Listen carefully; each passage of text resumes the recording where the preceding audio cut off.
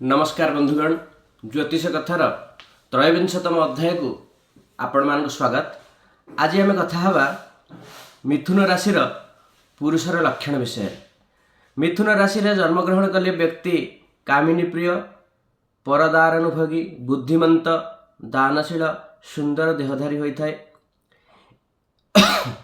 एवं नृत्य गीत बा कला प्रिय, मधुरभाषिणी, धार्मिक, बहुव्ययी, गुरुवत्सल, ज्ञानवंत, प्रमाद प्रिय, मंदाग्नि पीड़ित और बहु परिश्रमी होता है मिथुन राशि पुरुष।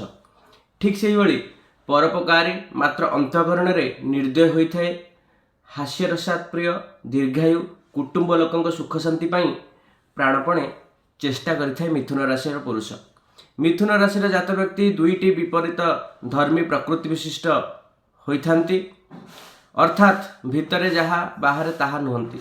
गोटे काम अधा करी आउ गोटे काम हाथ दे दियंती। अन्य कथारे कहिले एका बेले दुई नारे गोड़ देई से समस्यार सम्मुखीन होइथांती। ठीक से भली मिथुन राशि पुरुष माने अनेक बंधु पुणी अनेक शत्रु को जीवन में भेटी थांती। केतेबेले खूब दाता और अन्य बेले भयंकर कृपण होइथांती। खूब साहसी और परक्षण रे भारी दयालु, एपरी द्विधा प्रकृति जोगु सबु काम अधूरा होई रही जाइए मिथुन राशि पुरुष मानकर। किंतु बुद्धि अति प्रखर बा तीक्ष्ण, जुक्तितर्क मध्य खूब पटु, धन अपेक्षा मान सम्मान को अधिक गुरुत्व देइतांती मिथुन राशि पुरुष माने।